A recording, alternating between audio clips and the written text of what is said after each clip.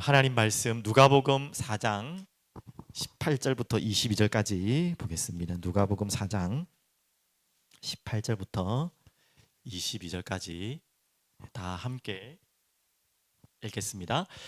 주의 성령이 내게 임하셨으니 이는 가난한 자에게 복음을 전하게 하시려고 내게 기름을 부으시고 나를 보내사 포로된 자에게 자유를 눈먼 자에게 다시 보게 함을 전파하며 눌린 자를 자유롭게 하고 주의 은혜의 해를 전파하게 하려 하심이라 하였더라.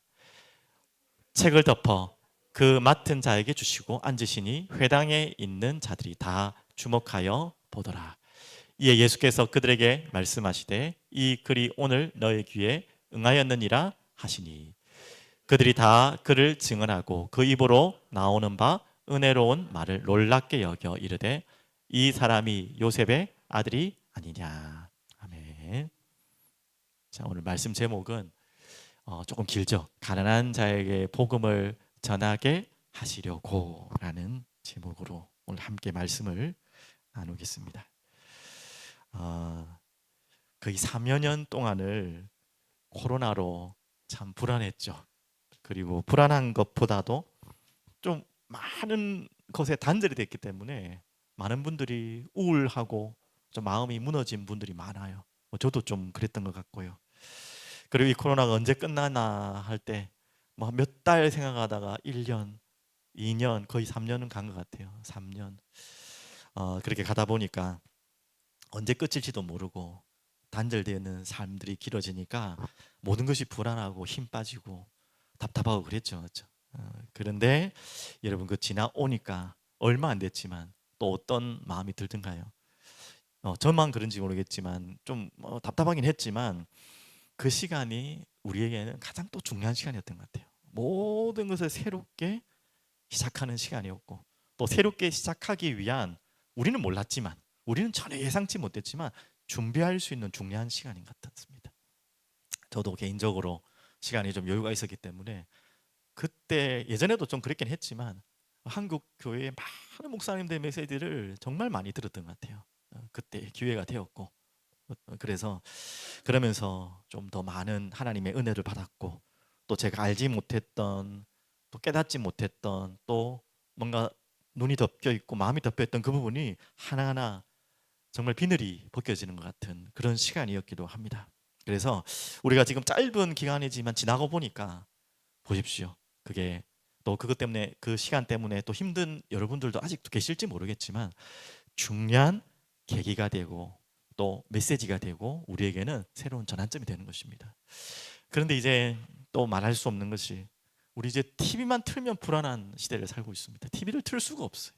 계속해서 24시 방송이 되는데 어디 뭐 다른 것을 볼 수가 없을 만큼 지금 앞을 알 수 없는 방금 우리 찬양했던 것처럼 아침 안개 눈앞 가리듯 그래서 그 현실만 끝나는 게 아니라 나도 모르게 불안해지니까 약한 믿음의 의심 쌓이고 또 아까 가사가 참 많이 마음에 와닿는 가사 아닙니까?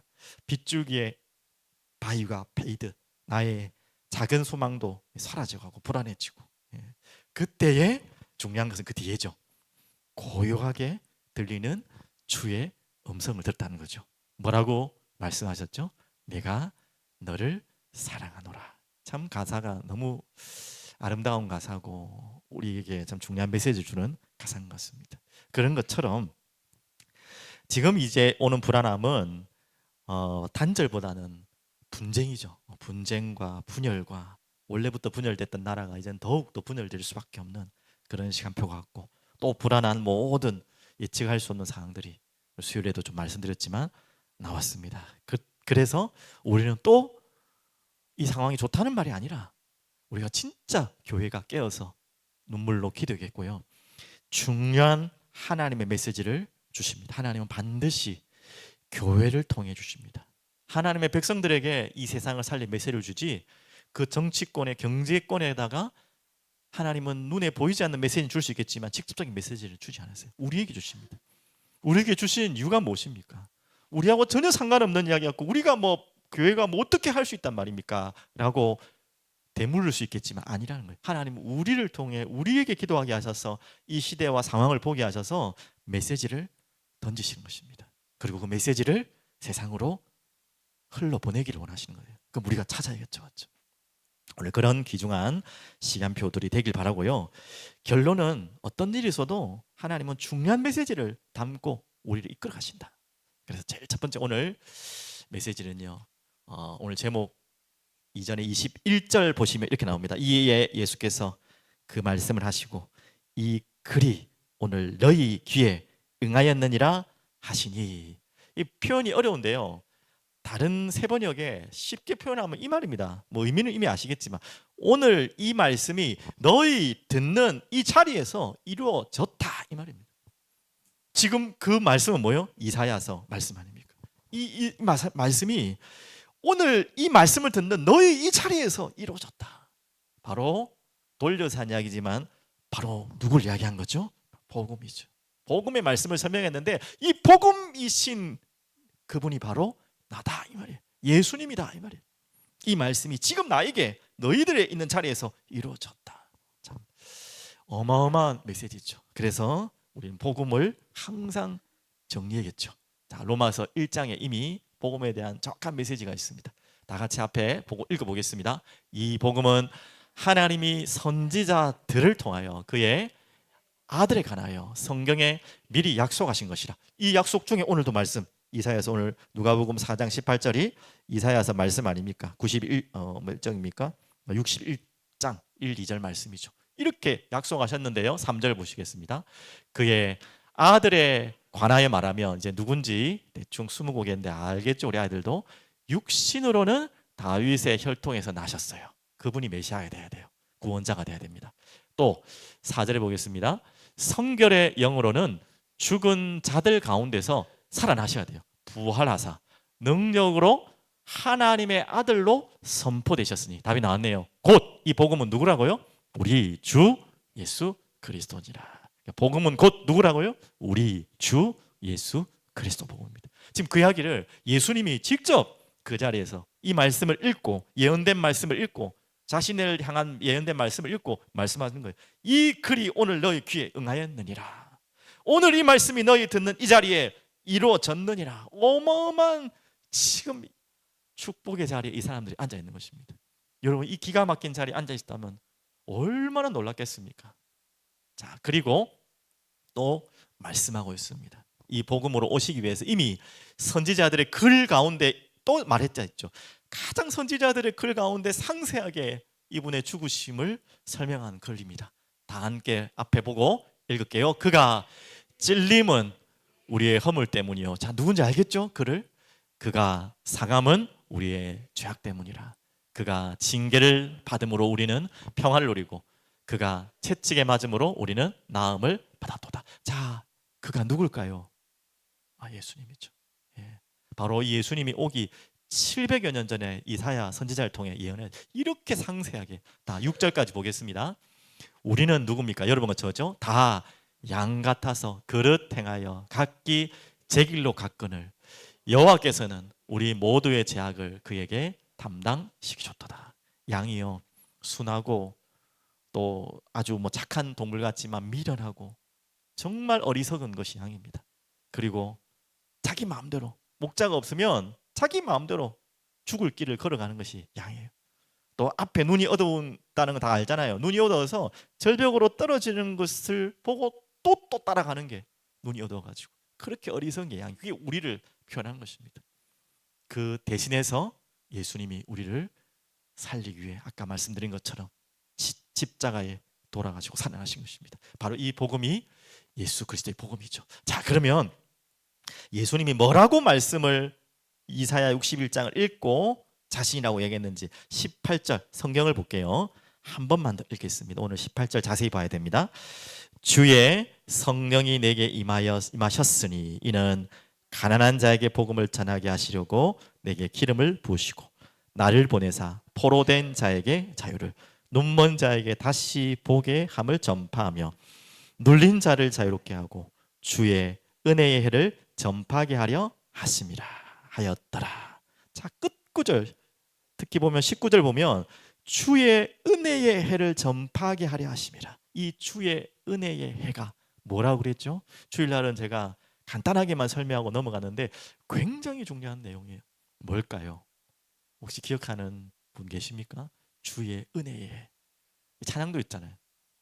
보라 구름 타시고 은혜의 해가 가사 생각이 안 나네. 하여튼 그 은혜의 해가 뜨는 해를 말하는 게 아니고 바로 저 말하는 거예요. 희년을 말하는 거예요. 그래서 안식일은 며칠 만에 오죠? 며칠이 안식일이에요? 7일 맞죠? 안식년은 그럼 몇 년 만에 올까요? 힌트를 드리면 7년 맞죠? 그래서 7년이 7번 가면 몇 년이에요? 7, 7, 49. 49년이라고도 50년이라 하는데 그래서 뭐죠? 안식년이 7번 지나면 오는 것이 바로 희년입니다. 굉장히 중요한 부분이에요. 저 희년이 바로 성경에서 구약에서 복음을 너무나 아름답게 설명하는 법적 제도인데요. 하나님이 허락하신 또 명령하신 법적인 해인데 바로 예수 그리스도를 설명하는 복음의 내용입니다. 그래서 희년이라는 것은 어떤 내용이냐? 오늘 말씀처럼 가난한 자, 포로된 자, 눌린 자, 눈먼 자를 어떻게 하는 것이 복음입니까? 자유케 하고 눈뜨게 하는 것이 바로 복음입니다. 이 가난하고 포로되고 눌리고 눈먼다는 것은 육신적인 부분도 예수님이 직접 하셨지만 그게 다가 아니잖아요. 맞죠? 죄로 사망으로 지옥 권세, 사망의 사단의 권세 아래에 있는 그들을 자유케 하고 보게 하는 것이 바로 복음이라는 거예요. 오직 복음 외에는 답이 없죠. 그런데 희년의 뜻이 바로 같은 의미예요. 그래서 이렇게 설명한 겁니다. 희년이 무슨 뜻이냐? 아까 말했죠. 50년 만에 오는 날인데요. 그 날은 7월 10일. 혹시 기억나십니까? 무슨 날이죠? 네, 속죄일이죠. 그 날에 또 딱 일부러 합니다. 의미가 있죠. 그래서 노예가 해방되는 날이 되기도 하고요. 모든 부채를 다 면제해 주는 날이기도 합니다. 안식년에도 그렇게 하겠지만 희년에는 완전히 진짜. 그리고 모든 소유를 원주인에게 돌려주는, 땅도 다 다시 돌아오는 원상복귀되는. 무슨 말이죠? 하나님의 나라의 통치를 말하는 것입니다. 그래서 이 희년이란 뜻이 뭐냐면 원어적인 뜻으로 요벨이라고 하거든요. 뭐 주빌리라는 것은 많이 쓰잖아요. 축제, 기쁨 뭐 이런 뜻으로 쓰잖아요. 요벨이라는 뜻을 쓰는데 요벨이 뿔, 나팔, 뿔 소리라는 것입니다. 그때 자유와 기쁨을 선포한 날입니다. 이게 보통 의미가 아니죠. 그래서 모든 노예됐던 자들이 해방되는 날이 뭐냐? 희년. 모든 빼앗겼던 땅을 회복하는 것이 희년. 이해되셨죠? 맞죠? 모든 눌렸던 자들이 회복되는 날이 뭐냐? 희년. 이게 복음의 메시지죠. 이 희년의 주인공이 곧 누구겠습니까? 바로 예수 그리스도입니다. 그래서 은혜의 해를 전파한다. 이 바로 그 말이에요. 희년을 전파한다. 이 복음의 사실이죠. 그래서 희년은 자유의 의미가 되고요. 또 회복의 의미가 되고 쉼의 의미도 되는 것입니다. 우리가 예수께로 복음으로 돌아와야지만 자유할 수 있고요. 예수로만 우리는 모든 것을 회복할 수 있고 예수의 복음만이 우리를 쉬게 할 수 있어요. 다르게 말해볼까요? 예수의 복음이 아니면 결코 자유할 수 없어요. 예수의 복음이 아니면 그 어떤 것도 회복할 수 없어요. 예수의 복음이 아니면 쉴 수가 없어요. 쉬는 게 쉬는 게 아니에요. 바로 이 희년. 또한 이 희년은요, 이 하나님 나라의 통치 완성을 이야기하는데 미래에 올 메시아적 희년을 예표합니다. 다시 오실.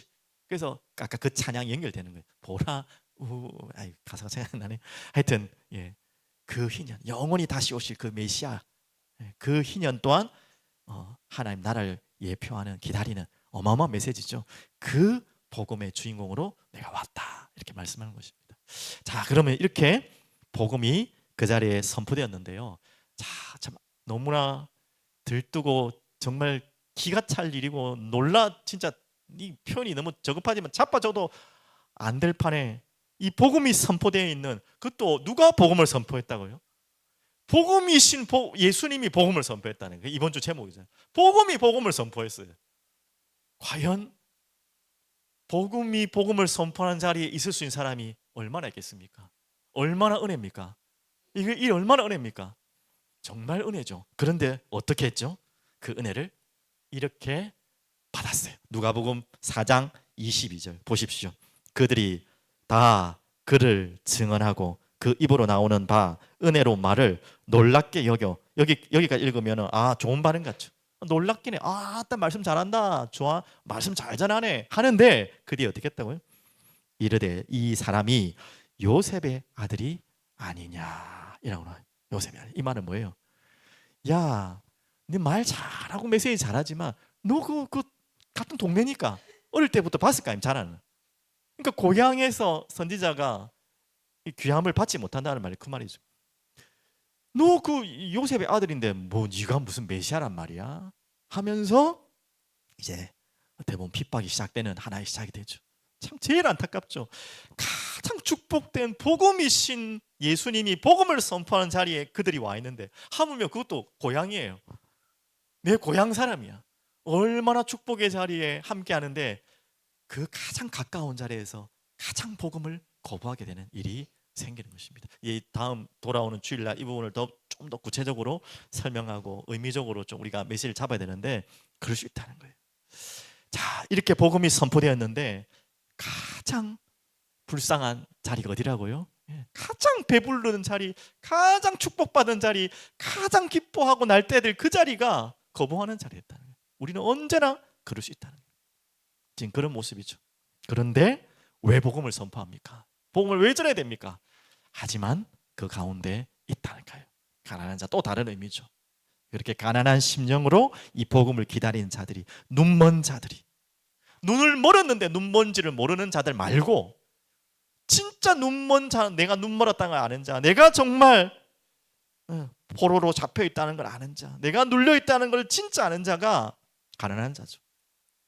이들에게 복음이 선포되어야 된다는 거죠. 그 말이죠. 18절이 그 말입니다. 주의 성령이 내게 많이 있었으니 가난한 자에게 복음을 전하게 하시려고 그래 놨잖아요. 여러분, 실제적인 영적인 가난한 자, 아까 전에 고통받는 자도 맞지만 정말 심령이 가난한 자에게만 복음이 선포되어지고 증거되는 것입니다. 선포야 받지 않은 자에도 선포되겠지만 받는 자는요 이들에게 받는 것입니다. 자, 그래서 우리는 오늘 두 번째 대지가 복음 선포인데요. 왜 복음을 선포합니까? 이렇게 복음을 가까이에서도 받지 않는 자들이 많고 거부하는 자들이 많은데 왜 복음을 전합니까? 아니요, 복음 받을 자가 있다는 거예요. 그래서 우리는 기억해야 됩니다. 이 말씀을 기억해야 됩니다. 디모데후서 4장 2절 너무 잘 아는 말씀입니다. 다시 한번 이 말씀을 마음의 아멘으로 붙잡고 기도했으면 좋겠습니다. 다 함께 우리 아이들도 읽어볼게요. 너는 말씀을 전파하라. 중요하죠. 언제 전파하라? 때를 얻든지 못 얻든지 항상 힘쓰라. 또 뭐래요? 범사의 오래 참음과 가르침으로 경책하며 경계하며 권하라. 1절은 잘 아시잖아요. 내가 엄히 명령한다 그랬죠. 엄히. 바울이 디모데에게 한 말씀입니다. 오늘 우리에게 하나님이 주시는 말씀입니다. 왜 복음을 선포하러 갑니까? 듣지 않는 자들도 분명히 있지만 분명히 들을 자이기 때문에 때를 따라 우리는 그 때를 모르기 때문에 때를 얻든지 못 얻든지 이 복음을 전파하는 사명이 우리가 가져야 될 사명입니다. 자, 우리가 계속해서 계시록을 아침마다 새벽마다 보고 있는데 이 말씀 어제 말씀 같은데 너무나 저는 은혜를 많이 받았어요. 한번 9절부터 11절까지 한번 보겠습니다. 내가 천사에게 나아가 이 내는 사도 요한을 말합니다. 천사에게 나아가 작은 두루마리를 달라한즉 천사가 이르되 갖다 먹어 버리라. 두루마리는 하나님 말씀 책을 말하는 것입니다. 그리고 뭐라고 합니까? 내 배에는 쓰나 내 입에는 꿀같이 달리라 하거늘. 좀 아리송한 말씀이죠. 이 말씀이 꿀같이 달다는 말씀은 다 아니까 특별히 해석이 어렵지 않은데요. 배에는 쓰나 그랬죠. 10절까지 더 읽고 같이 내용을 나올게요. 10절입니다. 내가 천사의 손에서 작은 두루마리를 갖다 또 줘 먹어버리니 이제 그 말씀한 대로 직접 먹습니다. 내 입에는 꿀같이 다나 직접 먹으면 진짜 먹은 후에 내 배에는 쓰게 되더라. 그리고 11절까지 보겠습니다. 그가 내게 말하기를 내가 많은 백성과 나라와 방언과 임금에게 다시 예언하여야 하리라 하더라. 자, 이 말씀에 여러분 아멘 하시죠. 당연히 그래야겠죠. 다시 예언하여야 하더라. 지금 바울이 사도 요한이 왜 지금 반모섬에 와 있습니까? 이 하나님의 말씀을 받고 증거하다가 그곳에 갇혀 있는 것 아닙니까? 근데 다시 예언하여야 하리라.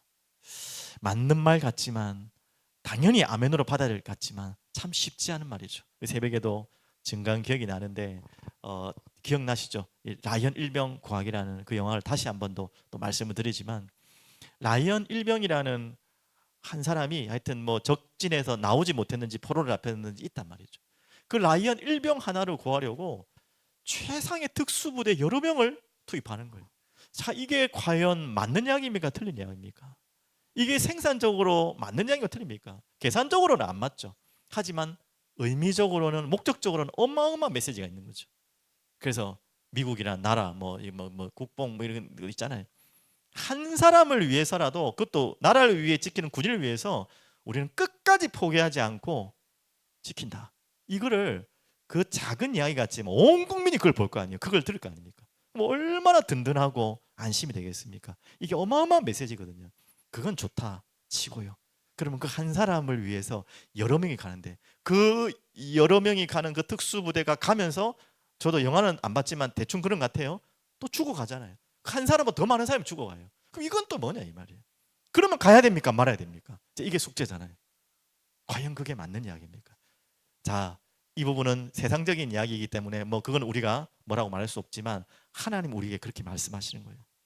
아니 지금 사도 요한이 그렇게 복음을 전했는데 이렇게 갇혀가지고 죽음의 위기 속에 있고 하물며 함께했던 모든 사도들은 다 순교했어요. 지금 다 죽었어요. 그걸 다 알고 있어요. 그런데 또 가라고 해요. 하나님은 우리에게 가라고 하시는 거예요. 이게 참 맞는 말 같지만 순종하고 쉽지 않은 말이 되는 이야기 같지만 말이 안 되는 이야기죠. 왜 그래야 됩니까? 저렇게 듣지 않고 듣기는커녕 거부하기는커녕 그것 때문에 나를 죽이려고 하는 그곳에 우리는 가야 됩니까? 라는 질문이 있죠. 그리고 계시록 11장으로 넘어갑니다. 아까 조금 더 설명드리면 달고 쓰다는 말은 아시죠? 말씀 자체는 단데 그 말씀을 내가 읽고 듣고까지는 단데 지키기 위해서는 죽음도 순교도 각오할 수 있다는 거예요. 그 말씀을 행하기 위해서는 고통도 다룰 수 있다는 것입니다. 그래도 가겠느냐? 가야 된다는 것이죠. 맞죠? 하나님 그렇게 우리에게 말씀하고 있고 또 사도 요한은 기꺼이 그 두루마리 책을 먹고 단 두루마리와 쓴 배의 고통을 느끼며 다시 예언하러 가라는 말씀을 받게 되는 그런 장면이죠. 그리고 계시록 12장을 가면 어려운 본문이지만 이제 두 증인이라는 알 수 없는 인물들이 나오고요. 그리고 그들이 복음을 전파하다가 비참하게 순교하는 장면들을 나옵니다. 그리고 그 이후에 다시 부활하고 승리하는 장면까지 오늘 아마 새벽기도 맞았죠. 저도 좀 헷갈리는데 그런 내용이 나왔습니다.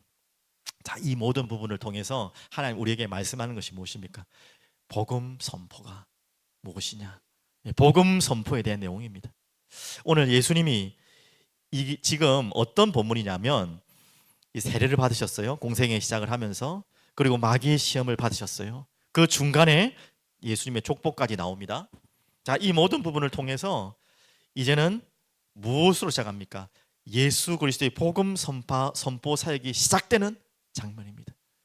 좋은 말로 그렇지만 결국은 무엇이죠? 예수님이 죽음의 길로 한 걸음 한 걸음 가까이 다가가고 있는 그 길을 걸어가는 것입니다.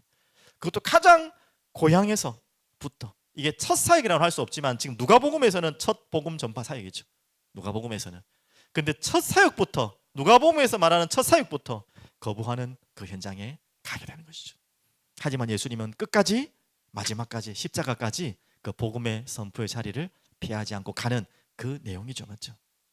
그렇다면 우리에게 주시는 마지막 결론적인 메시지가 뭡니까? 자, 오늘 희년이란 중요한 단어를 붙잡았습니다. 이 희년의 뜻은 뭐라고 했죠? 회복과 같은 의미입니다. 회복.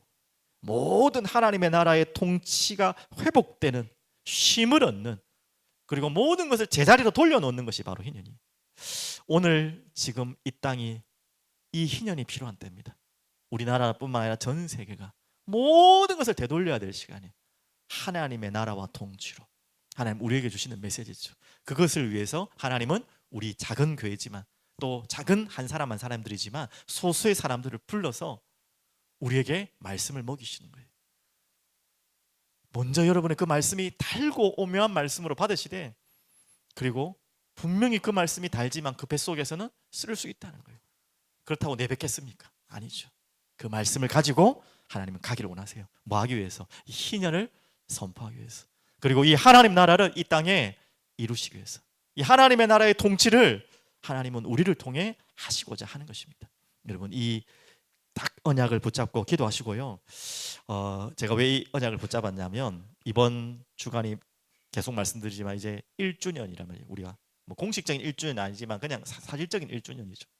하지만 이 1주년을 통해 새로 시작하는 우리에게 하나님이 우리에게 주신 마음이죠. 제 마음에도 주셨고 여러분 마음에도 함께 이 마음에 통하길 바랍니다. 오늘 새벽에도 좀 말씀드렸지만 기도 제목이 있어요. 1주년을 하면서 우리 교회를 계속해서 기도하면서, 하나님, 사랑이라는 단어를 갖고 시작했는데 또 이 사랑이 흐르는, 우리가 이 흐르는, 넘쳐 흐르는 이 방향으로 가야 될 거 아닙니까? 맞죠? 근데 이걸 인위적으로 그냥 무슨 뭐 구호를 삼아 가지고 가는 것이 아니라 정말 우리 안에 이 희년의 축복 속에서 넘쳐 흐르는 사랑으로 갈 수 있도록, 그래서 우리가 그 기도를 시작하려고 합니다. 그래서 제가 붙잡은 기도 제목이 바로 이 이야기를 하려고 하는 거예요. 무슨 교회죠? 선교적 교회. 조금 어려운 이야기일 수 있는데, 선교적 교회라고 하니까 뭐 해외 선교만을 생각하는데 그런 의미는 아니에요. 이 교회 자체가 선교, 복음 받지 못한 자들을 위해서 존재하는 교회가 돼야 되겠죠. 맞죠? 당연히 첫 번째는 복음 받은 자들이 하나님을 향하여 예배하는 것이 첫 번째고요. 그들이 모였다면 이제는 복음 받지 못한 자들을 향하여 존재하는 것이 이 지상의 교회의 목적입니다. 맞죠? 그래서 여러분이 이 말씀을 다 기억하시고, 해외 선교는 말할 것도 없고 국내에도 마찬가지입니다. 국내에 복음 듣지 못하는, 또 복음 들을 수 없는 문화에 하나님은 우리를 이 희년의 복음을, 하나님 나라의 통치의 복음을 전하고자 부르신 줄 믿습니다. 그러려면 뭐가 필요하다 했죠? 성령 충만이 필요하죠. 어떻게, 우리 지금 뭐가 있습니까? 아무것도 없는데 무슨 힘으로 해요? 근데 예수님 말씀하셨잖아요. 무엇으로 하라고요? 이것을 오직 성령이 임하시면 너희가 무엇을 가지고? 권능을 가지고. 자, 그러면 중요합니다. 다시 돌려서 이 하나님이 주시는 권능이 아니면 안 되고 성령 충만이 아니면 안 되는데 어떻게 받는다고 했죠? 자, 그래서 우리가 마지막 고백이죠. 선교적 교회인데 왜 말장난한 게 아니고요, 순교적 교회라고 했습니까? 바로 이 선교적 교회를 감당하기 위해서 우리가 먼저 성령 충만 받아야 되는데, 하나님은 누구에게 성령 충만 주신다고요? 순종하는 자에게, 복종하는 자에게. 어디까지 복종하는 자에게? 예수님의 십자가까지 따를 수 있는 자에게. 아유, 말은 너무 거창하고 좋은데 우리의 마음이 잘 안 될 때가 있어요. 저런 마음까지 불불이 안 붙을 때 있어요. 그래서 우리는 기도하는 거예요. 하나님의 계획과 마음이 맞기 때문에 하나님 저 마음을 우리에게 달라고. 그래서 우리는 부르짖고 기도하는 것입니다. 기다리는 것입니다. 하나님의 저 마음을 줄 수 있도록. 그래서 중요한 말씀으로 마무리할 텐데요, 요한복음 10장을 한번 다 같이 찾아볼게요. 요한복음 10장. 우리가 순종의 모든 모델 또한 예수님이 다 보이셨어요. 예수님이 하시는 말씀을 붙잡고 우리가 같이, 이 선교적 교회의 가장 큰 힘은 뭐라고요? 순교적 교회. 순교는 연약한 자들이 당하는 게 순교잖아요. 아니에요. 가장 강한 자들이 당하는 것이 순교예요.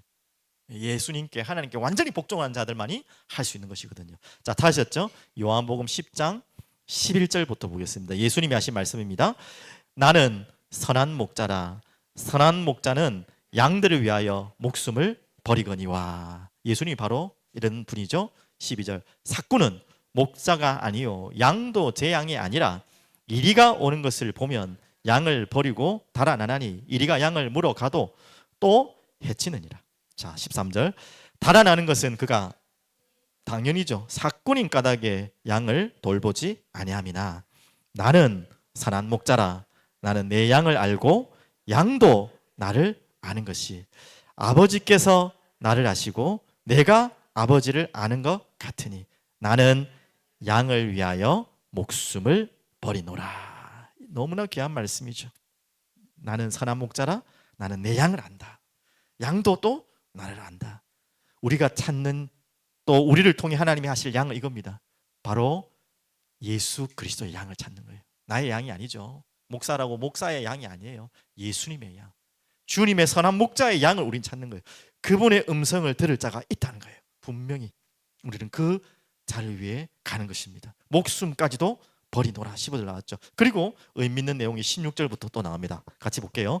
또 우리의 자 여기까지는 그 우리 안에 있는 양인데 16절 보십시오. 또 이 우리의 들지 아니한 다른 양들이 내게 있어 내가 인도하여야 할 터이니 그들도 내 음성을 듣고 한 무리가 되어 한 목자에게 있으리라. 자, 이것이 바로 선교적 교회의 예수님의 말씀이고 지상적 명령입니다. 교회 안뿐만 아니라 교회 밖에 하나님의 음성, 이 선한 목자의 음성을 들을 자가 있다는 거예요. 많지는 않을 수 있어요. 어디 있는지 모르죠. 17절 내가 목숨을 버리는 것은 그것을 내가 다시 얻기 위함이니 이로 말미암아 아버지께서 나를 사랑하시느니라. 18절이 참 의미 있습니다. 이를 내게서 빼앗는 자가 있는 것이 아니라 내가 스스로 버리노라. 목숨을 내가 스스로 버린다. 나는 버릴 권세도 있고 다시 얻을 권세도 있으니 이 계명은 내 아버지에게서 받았노라 하시니라. 철저하게 예수님이 뭐라고요? 모든 권세를 가지셨는데 뭘 한단 말입니까? 순종한다는 거죠. 나는 그 아버지의 말에 순종한다. 자기의 목숨까지도 버리겠다. 오늘 예수님의 말씀입니다. 우리가 따라가야 될 순종의 모델이죠, 맞죠? 우리가 항상 바라봐야 될 모델입니다. 오늘 이런 교회, 이런 교회의 한 사람 한 사람, 우리 사랑이 흐르는 교회 되기를 간절히 축복합니다. 기도하겠습니다. 전능하신 하나님, 오늘도 기도합니다. 오늘도 주님을 따라갑니다. 오늘도 주님을 간절히 바라봅니다. 주님의 음성을 듣기를 소원하오며 우리가 주님의 양이오니 주님의 음성만을 따라가기를 소원합니다. 하나님, 오늘도 그 음성을 듣고 기도합니다. 주님, 우리가 불안하고 염려 속에 떨고 있지만 우리에게 선한 목자로 오신 주님, 그 양을 위해 목숨까지도 바치시는 그 주님이 우리 곁에 우리와 함께 하시기에 오늘도 평안함 가운데 주님을 바라보며 주님을 따라가며 주님의 은혜 속에 살기를 소원합니다. 하나님, 그래서 주님처럼 이 양들을 위해 죽을 수 있는 하나님의 사람들로 저희들이 설 수 있도록 주님 은혜를 베풀어 주시옵소서. 감사드리며 살아계신 예수 그리스도 이름으로 기도드립니다. 아멘.